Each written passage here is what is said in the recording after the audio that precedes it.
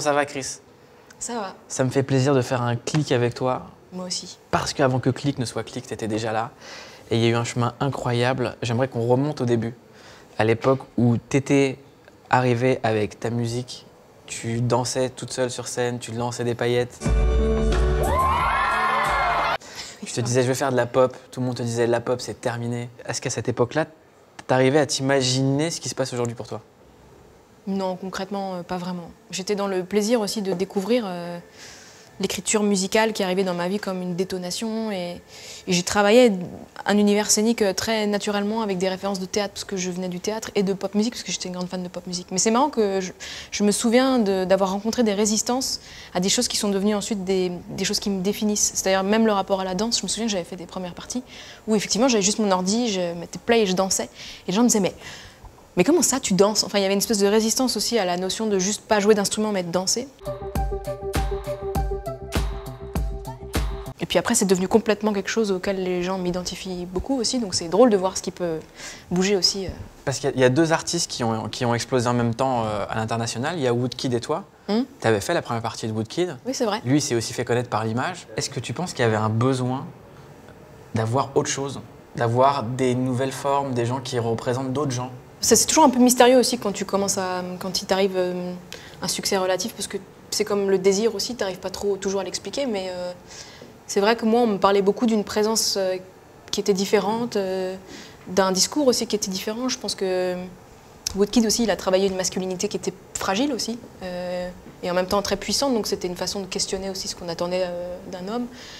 Moi, j'essaie de raconter aussi mon parcours et mon corps de femme avec qui je suis, donc ça a résonné. Je pense aussi que c'était toujours, ce qui m'arrivait aussi, c'était toujours lié à des performances. J'ai fait des télés en Angleterre où du jour au lendemain, j'ai senti qu'il se passait quelque chose. Donc c'était très émouvant, parce que pour moi, la performance est tellement cruciale que ça puisse résonner aussi. Je sais pas, après, il y a un facteur de contagion que je n'arrive pas à expliquer. Ce qui a aussi résonné, c'est le discours que tu plaques sur ta musique. Ouais. Il y a eu un moment où les artistes français plaquaient plus de discours sur leur musique. Celui que tu as plaqué sur ta musique arrivait en même temps en France que le mariage pour tous. Et aux États-Unis, sur des revendications LGBT qu'on n'entendait plus, qui ont tout émergé d'un coup. Est-ce que tu penses que c'est ce qui t'a aussi aidé à voyager, à être entendu? C'est sûr qu'en voyageant, mon discours, le discours qui a aussi construit ma musique, parce que c'est en étant d'abord une jeune fille queer que j'ai réfléchi à l'hybridité, et donc au son hybride et au personnage tel qu'il est.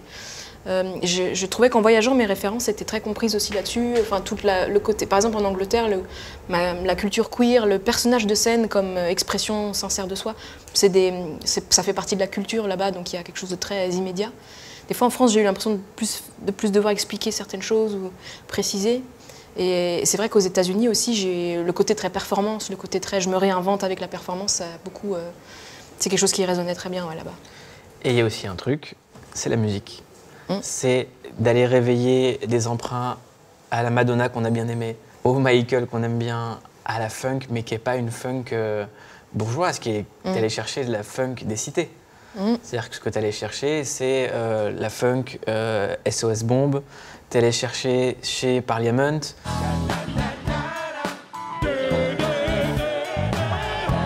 Tu allais chercher Kool and the Gang. Comment tu as eu cette culture-là? Franchement, c'est marrant parce que chez mes parents, il y avait beaucoup de musique, mais c'était plus de la pop anglo-saxonne et tout ça, et tout le versant hip-hop et funk et G-funk, je l'ai découvert moi, au fur et à mesure que je découvrais des artistes que j'aimais. Je suis entrée par Kanye West, puis après ça a fait boule de neige et j'ai exploré moi-même de plus en plus, et puis des fois je tombais sur du dam funk et j'hallucinais, de l'album 7 Days of Funk qui m'a fait halluciner dans le son. C'est des rapports à la texture aussi.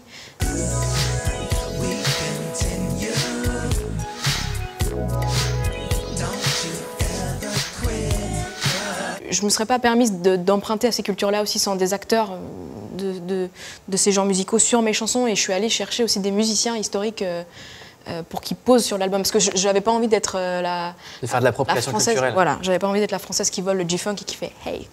Ça m'intéresse aussi de travailler avec ces acteurs-là historiques et puis de me confronter à eux, quoi.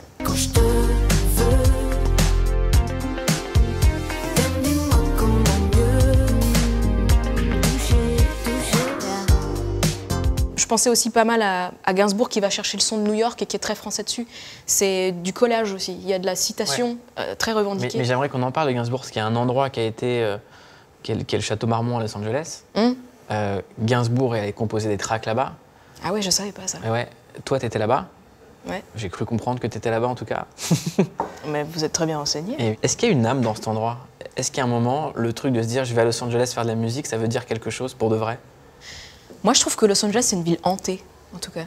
Donc ça doit dire qu'il doit y avoir des âmes dedans. Il y a des âmes perdues aussi, beaucoup à Los Angeles. Dans cet hôtel. Dans cet des hôtel. gens qui sont suicidés et des morts partout dans le monde. Ça se sent. Hein. D'ailleurs, moi, je suis pas très. Enfin, j'aime beaucoup ce lieu, mais en même temps, il me met légèrement mal à l'aise parce qu'il y a des présences, quoi. J'en parlais avec Sofia Boutella, avec qui est une super danseuse, actrice avec qui j'étais un peu à Los Angeles, qui m'a dit mais cet endroit, c'est genre, il y a des genoux dedans et tout. Mais Los Angeles en soi aussi est une ville. Enfin, moi, Los Angeles me fait beaucoup penser à la mélancolie de Los Angeles, quoi. Ça me fait penser à David Lynch, aux fantômes perdus dedans. On est toujours tout le temps triste à Los Angeles. Il y a des gens qui attendent des heures, des carrières qui décollent jamais. Il y a des choses échecs. aussi. Ouais. C'est Sunset Boulevard aussi, le vieux film en noir et blanc avec les actrices qui attendent des heures, des rôles qui n'arrivent jamais. Il y a ça aussi à Los Angeles. Mais c'est inspirant du coup, oui, c'est vrai. Et il y a beaucoup de solitude aussi là-bas, sauf si tu rencontres des amis. Mais pour travailler un album aussi, il y a toute la scène musicale est très puissante là-bas. Elle n'est même pas que américaine, il y a beaucoup d'Européens qui sont venus s'installer là-bas. Donc c'est vrai que pour faire du studio à Los Angeles, c'est pas mal. Et tu disais un truc sur les Américains, c'était leurs dents blanches. Des gens qui avaient beaucoup de dents. Il y en a beaucoup. C'est pour moi un facteur de solitude, c'est-à-dire que les gens qui sourient tout le temps sont les plus flippants. C'est très flippant. Les gens qui vont toujours bien sont très très flippants. Et leur blanchiment est suspect, quoi. C'est-à-dire que c'est bleu fluoré, c'est très bizarre. Ça va trop loin. En fait, il y a un truc, il y a un rapport à l'Amérique aussi qui est excessif.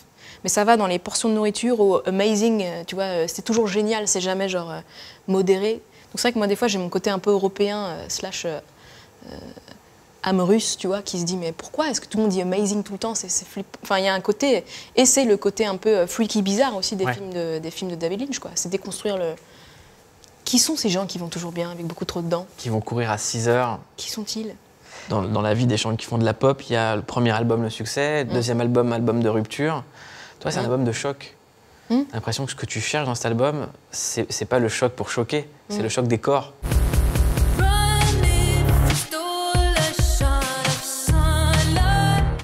Il y a une envie de confrontation, c'est un album de bagarre, quoi. On a l'impression que tu as envie que ça...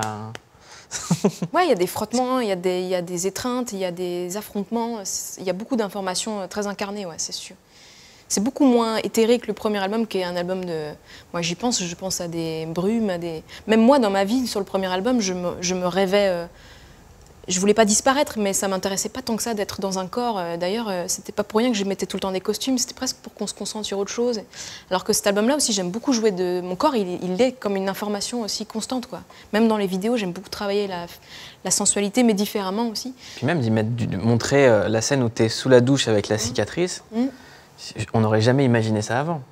C'est-à-dire que qu'est-ce qu'il faut pour tourner cette scène quand on est sur un plateau, parce qu'on ne visualise pas que sur un plateau, il y a toujours une équipe. Il y a des techniciens. Voilà, il y a 20-30 personnes et qu'on fait cette scène. Pour après les mettre du cuir. Bah ouais, c'est ça, du cuir, puis le star, quoi, le costard, quoi. Il y a un plaisir, en fait, à être incarné que j'ai découvert. Et que quand j'ai écrit cet album aussi, j'étais très dans des questions de rapport de force et de relations charnelles et d'histoires de peau, quoi. Et je regardais beaucoup d'artistes qui étaient très dans leur corps. Par exemple, moi, je pense beaucoup à Madonna comme inspiration parce qu'elle était très dans son corps, mais pour être aussi une information aussi dérangeante aussi. Enfin, quelle période de Madonna? Mais moi, j'aime beaucoup la Madonna d'Erotica. Parce que c'est très moderne encore aujourd'hui, je pense, de parler de ses désirs aussi crûment et d'exister.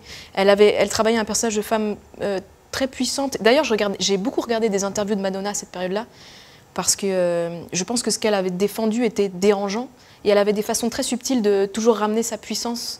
Par exemple, des fois, il y avait des interviews où les journalistes étaient là, vous n'avez pas l'impression de juste devenir un objet, en parlant de vos désirs, de naître. Et elle souriait, et elle avait une dent en or, et je trouvais ça hyper malin, parce que c'était, bah non, tu vois bien que je suis la patronne, quoi, je suis toujours la patronne. You could be a beautiful girl who's out there saying something, taking risks, and trying to change people's way of thinking, which is what I think I am. Il y a ce truc-là, à l'époque, on disait Madonna les provoque, alors qu'elle affirmait le désir côté féminin. Est-ce que tu penses que c'était aussi un symptôme de misogynie totale, qu'on n'était pas encore prêt à assumer qu'une femme soit capable de dire j'ai des désirs, je veux pécho cette personne, c'est comme ça que ça va se passer, c'est moi la patronne.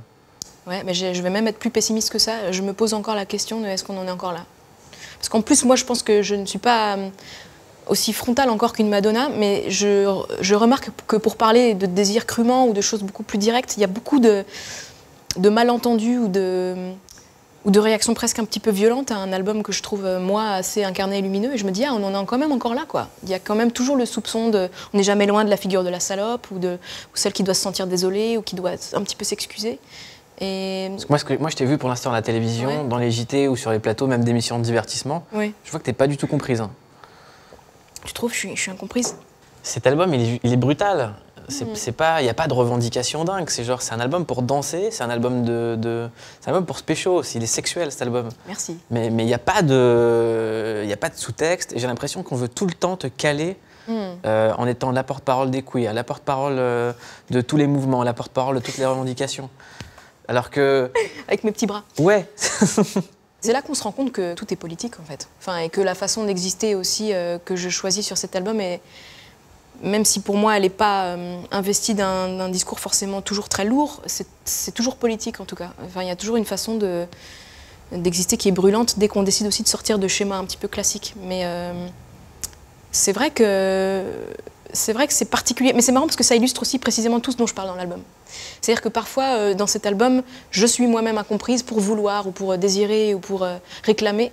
Et c'est marrant parce que précisément ce qui peut se passer ensuite en interview, c'est exactement ce dont je parle dans l'album. Et comment t'expliques que les Français sont les premiers à se la raconter, nous c'est le pays de Baudelaire, de la poésie, et qu'on te demande pourquoi est-ce qu'on comprend pas tes textes? Ah ça c'est vrai que c'est intéressant comme paradoxe, ouais. Est-ce qu'on est obligé de faire intro, développement, conclusion pour qu'un texte soit bien?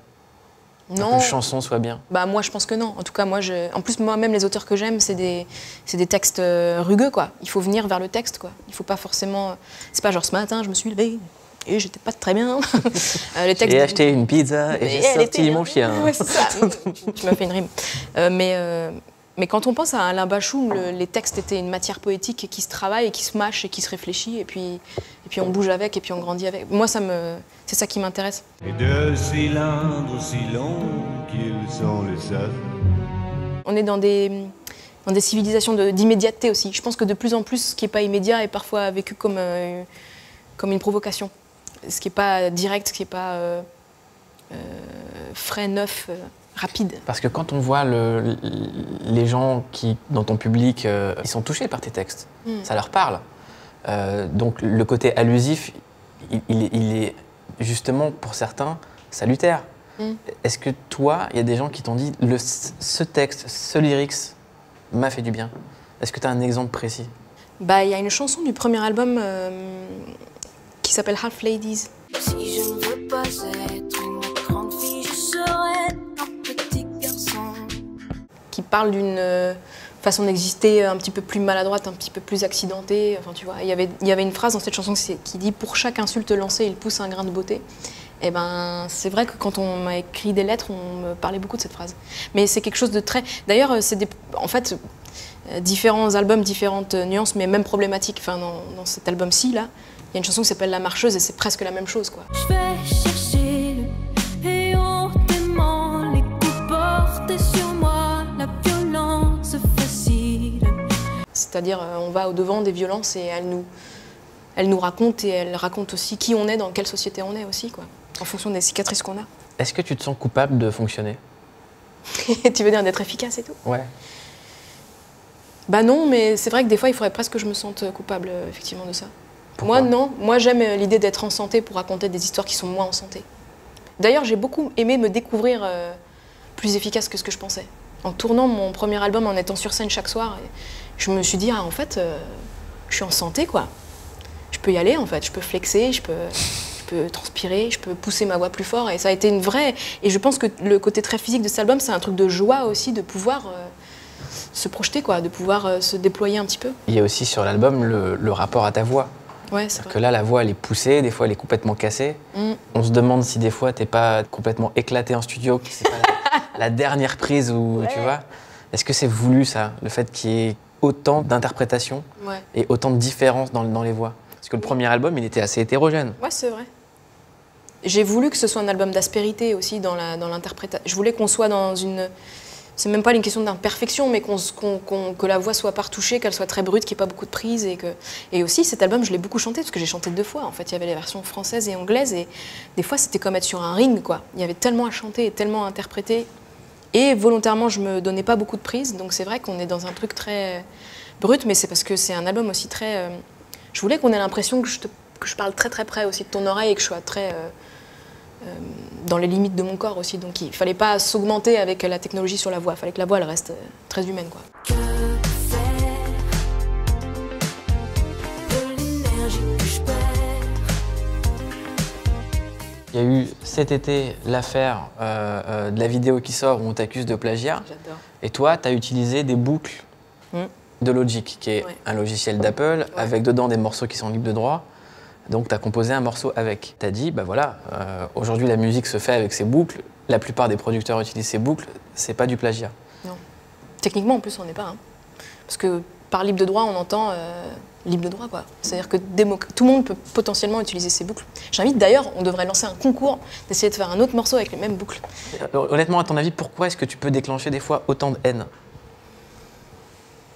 Je sais pas si j'ai envie de même intellectualiser ça. Et d'ailleurs, c'est intéressant parce que sur tout mon premier album, on ne parlait jamais de production, alors que je l'ai grandement produit. Donc tu penses que dès que tu as assumé en disant voilà, c'est moi qui produis? Je pense qu'il y a eu un plaisir effectivement à chercher des notions d'imposture. Et je pense que quand une femme revendique son authorship, le fait qu'elle écrive et qu'elle produise, il y a toujours une volonté aussi de faire fléchir ou de diminuer. Mais ça, même, je l'ai remarqué des fois dans le travail en studio. Hein. Si parfois, c'est Johnny Mitchell qui l'a dit, il suffit parfois qu'il y ait un mec en studio à côté de toi qui branche un câble et dit c'est bon, j'ai produit la chanson. Je pense qu'il y a encore beaucoup de travail aussi pour donner confiance aux femmes productrices. Il y a d'ailleurs une musicienne qui s'appelle Grimes qui volontairement, parce qu'elle a eu des mauvaises expériences en studio, travaille absolument toute seule sur son ordinateur, quoi. Elle passe même pas par un ingé son, elle n'a même plus envie d'avoir ce genre de problème. Moi, je trouve ça dommage que je doive m'interdire en tant que productrice des choix qui me semblent joyeux à faire si c'est pour qu'on me les reproche. Si moi je suis au-dessus de tout reproche et que je suis dans la légalité, je vais le faire. Mais d'ailleurs c'était même ouf parce que ça a même ouvert une discussion sur le sampling que je trouvais hallucinante. Je comprends même pas que ce soit encore un problème. Enfin, c'était les discussions d'avant. C'était presque une question d'inculture musicale. Il n'y a pas de problème et on peut en parler, mais j'ai dû expliquer la technique du sampling parfois, quoi. J'ai dû expliquer le principe du sampling, la différence entre une boucle libre de droit, comme c'est parfois utilisé dans les tubes de Rihanna, ou des samplings hyper connus de chansons de Janet Jackson pour du Kendrick. J'ai dû expliquer ça, quoi. J'étais là, mais je pensais que ça faisait partie de la culture musicale d'aujourd'hui et c'est pas nouveau, quoi. Gainsbourg était déjà dans le sampling, d'ailleurs. Gainsbourg a quasiment inventé la boucle en France. Ouais, c'est vrai, c'était un des précurseurs. Mais il est même allé plus loin parce qu'il prenait des mélodies de musique classique pour faire des tubes de pop.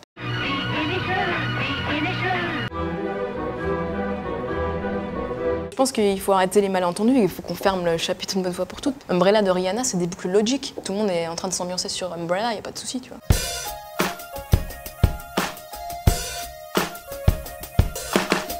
Et même Dame Funk, quand il m'a demandé c'est quoi le problème, parce qu'il ne comprenait pas le français, je lui ai expliqué, il a fait « C'est ça le problème ?» J'étais là, bah, c'est ça le problème. Il y a très peu de femmes qui font du beatmaking, encore moins qui produisent, qui assument qu'elles produisent. Gaga, par exemple, elle produisait des trucs. C'est-à-dire qu'elle supervise ses tracks, elle peut appeler des Mark Ronson ou des mecs comme ça, mais elle est derrière. Pourquoi est-ce qu'il y en a si peu? Je pense qu'il y a tout un système un peu, on va utiliser du terme technique, mais le système patriarcal, de toute façon, de base, décourage les femmes aussi encore beaucoup à prendre des positions de leadership et d'assumer le côté très technique. Par exemple, même dans les studios, je vois très peu d'ingénieurs du son femmes. Tous les postes très techniques dans les studios sont encore très masculins parce qu'on n'encourage pas encore beaucoup les femmes à faire ça. Et moi-même, pour être productrice, moi j'ai eu la chance d'être entourée d'une équipe qui m'a fait confiance et qui m'a signée en tant que productrice aussi, mais je connais des collègues qui sont parfois découragés ou... Il faut tenir bon, quoi. Il faut avoir beaucoup confiance, il faut dire 5 fois non au lieu d'une seule fois. C'est vrai qu'il faut... Moi, en plus, je suis d'un naturel assez timide et introverti, en vrai. Donc, je tiens tellement à ce que je fais que je me suis forcée à parfois être ferme, quoi. Et puis surtout quand on a une culture du home studio comme toi, qui a démarré toute seule, et c'était viscéral ton rapport à la production et à la musique. Au début, tu avais envie d'être metteur en scène. On t'a fait comprendre qu'une nana metteur en scène, c'était pas possible. C'était un peu chaud. C'était compliqué. Tu t'enfermes dans ta chambre. Tu te mets sur ton ordinateur, il y a des sons qui commencent à naître. Donc quand on a ce rapport, comment est-ce que tu peux accepter d'autres voix? Alors c'est une bonne question. Je me la pose parce que je me rends compte que sur ce projet-là, qui a été très important pour moi et qui m'a un peu effectivement sauvée, la collaboration est particulière, quoi. c'est comme si j'invitais quelqu'un dans mon univers, donc il faut que quelqu'un accepte aussi d'y rentrer.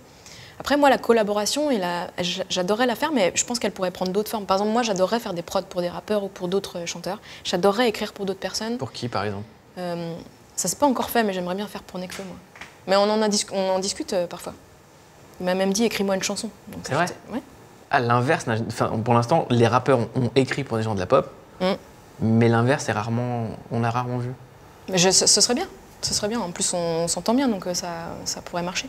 Mais donc ça, c'était une discussion très concrète, mais j'aimerais bien écrire pour d'autres artistes aussi, même pas forcément français. Il y a des filles avec qui j'adorais collaborer aussi, des Charlie XCX, un garçon comme Troye Sivan aussi, c'est un artiste que j'aime beaucoup. Moi, j'adore Perfume Genius, j'adorerais écrire une chanson avec lui. Mais les collaborations, elles font sens presque en parallèle avec Christine et Chris maintenant, parce que c'est tellement... Il y a tellement un rapport très intime et viscéral, effectivement, que j'ai presque un peu du... C'est un endroit très très personnel et un peu protégé comme ça, un peu comme un jardin secret, finalement, qui n'est plus très secret. Tu te vois produire d'autres gens? Ouais, j'aimerais De bien. dire pendant 1 an, je sors pas d'album, je fais pas de tournée, mais je suis en studio et je fais un peu le Timbaland? Alors, j'aimerais bien, mais pas tout de suite. Parce que j'ai l'impression que j'ai encore beaucoup de choses à vivre moi-même, mais oui, ça pourrait être quelque chose qui finirait par... Une fois que je maîtriserais aussi tellement le studio que je serais en vraie situation de totale indépendance, ouais, pourquoi pas. Le morceau avec Booba, qui est ta collaboration qui a fait beaucoup de bruit. Ouais, c'est ça, je suis habituée au bruit, moi, en fait. Ouais, c'est ça. Non, mais La mémoire est un animal dont les il y a eu un truc incroyable, c'est le racisme dans les commentaires. Ouais, j'étais choquée, moi. Tu t'attendais à ça? C'est-à-dire des deux côtés? Alors, moi, j'irais même plus loin. Je trouve que mon public historique, parce que j'avais qu'un album, donc je vais pas... Mais a presque été plus réactionnaire par rapport à ce featuring que le public historique de Booba, qui a été aussi ouvert au côté étrange et bizarre et beau bizarre de la collaboration, quoi. Et ça, c'est vrai que ça m'a... J'ai été très surprise et j'étais un peu... j'étais presque un peu gênée, parce que moi, Les Ratpi étaient plus sympas que les Christiniens. Bah, il y avait en tout cas plus d'ouverture d'esprit, ouais. Ce qui m'a un peu inquiétée, parce que je me suis dit, mais attendez... Enfin, tout mon album parle aussi beaucoup d'essayer de déconstruire des structures qui sont oppressives et qui ne font qu'isoler. Donc, précisément, mon travail, il va avancer en se décloisonnant. Enfin, et mon engagement est transversal. Et puis, du coup, j'étais presque un petit peu... ouais, vraiment surprise des réactions. Et c'est vrai que c'était vraiment parfois du pur racisme, quoi. C'est-à-dire qu'il y avait des gens, par principe, qui n'ont pas écouté, qui m'ont mentionné dans Antoine, je n'écouterai pas, quoi. Je n'écouterai pas ce que tu as fait. Je trouvais que c'était presque le plus violent. Il y avait beaucoup de gens qui disaient, vous n'avez rien, il n'y a rien en commun entre vous. Donc il y avait déjà une façon d'affirmer cette chose très violemment, sans même chercher à comprendre pourquoi moi je pouvais aller chercher un Booba. Moi je viens chercher une écriture, je viens chercher un parcours, je viens chercher un artiste que j'admire et un rapport aussi à la colère qu'on pourrait avoir ensemble. Peut-être que c'était... Quand les luttes se rencontrent, c'est pas forcément qu'on a les mêmes histoires, mais on peut partager des mêmes colères parfois. Et ça, c'est quelque chose que je comprenais pas, qu'on comprenne pas. Donc j'ai écrit un texte comme souvent, quand ça se passe, j'écris un petit texte et puis... C'était choquant parce que t'aurais pu dire à Booba, viens en autotune, on fait un tube tous les deux. Il a posé un texte violent. Il a posé du Booba, il a fait un texte hardcore, quoi. Ouais. Ce qui prouve que toi, c'est une musique que t'écoutes vraiment, le rap. Est-ce que tu penses qu'il y a aussi un racisme de l'autre côté? On t'interdit ça? Tu veux dire qu'on m'interdit d'investir ce territoire-là? Ouais. Oui, mais je pense que c'est parce qu'il y a encore beaucoup de... Moi, je trouve que la culture rap et la musique rap est très mal représentée dans les médias. On n'en parle pas, ou peu, ou pas assez bien. Il y a des artistes qui sont trop peu considérés. Il y a des ramifications, des complexités de cette culture et des beautés poétiques qui sont même pas considérées ou méconnues. Je trouve que des fois, quand les rappeurs sont invités en télévision, c'est souvent très mal géré. On s'y intéresse très peu, quoi. Moi et d'autres gens, on aime profondément cette culture et on aime des écritures. Et il y a aussi beaucoup de stéréotypes qu'on associe à la musique rap que moi je trouve par exemple racistes ou même d'un racisme de classe sociale, quoi. C'est-à-dire que les rappeurs sont toujours plus misogynes que tous les autres chanteurs. Je suis là, mais c'est intéressant, pourquoi vous dites ça? Vous avez étudié des textes d'autres chanteurs de variété? Enfin, le sexisme est partout dans toute la société. Parce que personne ne pourra battre Michel Sardou en France. Hein. Alors, j'osais pas le dire. J'attendais que ce soit pas moi qui le dise. Mais oui, tout à fait. Donc c'est toujours typique et un peu stigmatisant de toujours taper au même endroit pour les mots d'une société entière. Donc moi, c'est vrai que tu vois, les grandes discussions peut-on être féministe et écouter du rap? J'ai envie de dire, peut-on être féministe et aller au cinéma? Peut-on être féministe et écouter de la variété? C'est toujours pareil, quoi. C'est quoi pour toi être féministe? C'est croire en l'égalité homme-femme qui n'a pas lieu encore. Et comme elle n'a pas lieu, je suis féministe. Non mais vraiment, c'est marrant parce que d'ailleurs, c'est drôle comme c'est souvent associé à quelque chose de beaucoup plus brutal que ça, le féminisme, alors que pour moi c'est un constat presque un petit peu désolé, quoi. L'égalité n'a pas lieu, il n'y a pas d'égalité des salaires, il n'y a pas d'égalité de la représentation, il n'y a pas d'égalité des chances. Être une femme est encore parfois... moi je l'ai expérimenté moi-même, quoi. Des fois on m'a refusé des choses très simples parce que bon, non mais toi tu seras plutôt comédienne que metteur en scène. Mais pourquoi? Donc c'est un engagement très simple qui est parfois décrédibilisé en étant rendu grotesque, quoi. Moi, j'ai encore des discussions avec des journalistes en France qui me disent « Mais pourquoi être autant en colère ?» Enfin, je veux dire, on en a marre, en fait, des féministes en colère. J'étais là, mais attendez, vous trouvez que j'ai l'air en colère? Je suis zen, moi. Je suis avec mon mug d'eau. Je parle d'une réalité qui est la mienne et dont j'ai souffert, quoi. Quand on te dit ça, tu réponds gentiment, t'es didactique ou tu passes à autre chose parce que t'as l'habitude? Bonne question. Poli. En fait, s'énerver ne servira à rien. Être mal poli aussi. Après, c'est vrai que des fois, je suis un peu fatiguée d'être didactique ou de devoir l'être parce que un paradoxe s'enclenche aussi où je parle plus de ma musique. Genre, je suis invitée pour mon album et j'en parle plus. J'ai l'impression parfois de devoir expliquer des choses. C'est ce que je te disais sur les JT et les émissions de divertissement, c'est que tu es devenue porte-parole d'autre chose que de ta musique. C'est vrai qu'on pose beaucoup plus de questions sur qu'est-ce que le queer que parlez-nous de votre album. Et ce qui, moi aussi, me pose problème sur le journalisme aussi, parce qu'on ne devrait pas me poser cette question aujourd'hui. En 2018, on ne devrait pas me demander à moi d'expliquer ce que c'est que le queer. Il faut se renseigner. La société entière est en train de bouger, quoi. Moi, je peux pas... Enfin, je veux bien le faire, et je le fais malgré moi, parce que je trouve ça trop important. Mais, tu vas pas faire Wikipédia Oui, c'est un peu... Je devrais rediriger, je devrais trouver une forme d'hyperlien humain pour rediriger sur la page. En ce moment, est-ce qu'il y a des groupes où tu te dis, mais eux, jamais en rêve, on fera un truc ensemble, mais j'aimerais quand même? J'adore Res Remerd. Mais bon, je pense que jamais en rêve. Mais j'ai toujours été fan de Res Remerd. Je suis complètement... je pense que c'est possible. Bah, on verra, je sais pas. Je dis on verra parce que j'ai envoyé un email. Je suis une grande fan de Travis Scott aussi, mais bon.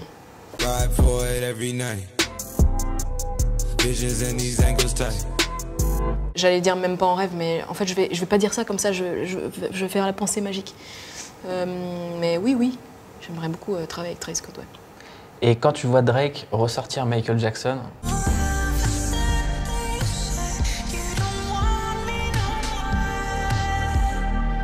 est-ce que ça te donne des idées ou pas?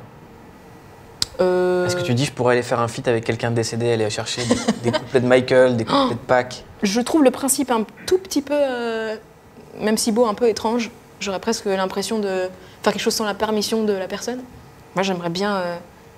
Des fois j'ai envie que Balavoine y revienne. C'est même pas que j'ai envie de faire un featuring avec lui, j'ai envie qu'il revienne. Et j'emmerde tous les pouvoirs, d'où qu'ils soient, quelles que soient leurs idéologies, et j'emmerde en même temps ceux qui croient que c'est facile de le faire, parce qu'ils ont qu'à venir le faire à ma place. J'ai envie qu'il soit là sur le plateau avec nous, Balavoine. J'aimais son engagement et sa belle candeur. Je trouvais qu'il y avait une belle candeur qu'il n'y a plus trop. D'ailleurs, je me faisais la réflexion, il y a très peu, de moins en moins de plateaux aussi où il y a un politicien et un chanteur de variété, quoi. Je me dis aussi, ces situations, elles arrivent de moins en moins. Je me faisais la réflexion. C'est dommage. Mais c'est pas ça, c'est qu'en fait, aujourd'hui, les politiciens sont tellement rodés aux éléments de langage qu'ils sont déjà armés. Ouais. Et les chanteurs de variété, ils sont tellement flippés et briefés qu'ils veulent faire leur promo. Oui, c'est ça, ouais. Donc c'est pas excitant à regarder. Non, c'est vrai. Mais je me suis surprise à être nostalgique un peu de ce genre de moment, ouais. Il y a une question qu'on pose à tous nos invités. Ah. C'est quoi ta définition d'une clique? Parce que je sais que chez toi, ça a un sens particulier. Alors c'est marrant parce que sur tout l'univers visuel de ce deuxième album-là, je parlais beaucoup de la notion de clique. Et par clique, j'entendais, c'est Chris et sa clique. Et la clique, pour moi, il y avait des références très précises. C'était Peter Pan et sa bande d'enfants perdus. Et c'est l'idée aussi de se recréer une famille. C'est l'idée aussi de se recréer des espaces de liberté ensemble et de réinventer ce que ça veut dire d'être une famille et d'être soudés précisément avec des valeurs qui sont les nôtres. Donc il y avait un côté un petit peu aussi seul contre tous ou tous ensemble, les uns pour les autres. Et ouais, il y avait il y avait même des références à West Side Story, des espèces des affrontements de bandes, le côté, la beauté de la bande comme une famille qu'on se choisit, ouais. Voilà. La clique, c'est la famille choisie. Ouais, je pense que c'est un peu ça, moi. Bah, bienvenue dans notre clique. Bah, merci. Merci beaucoup. Je vais marcher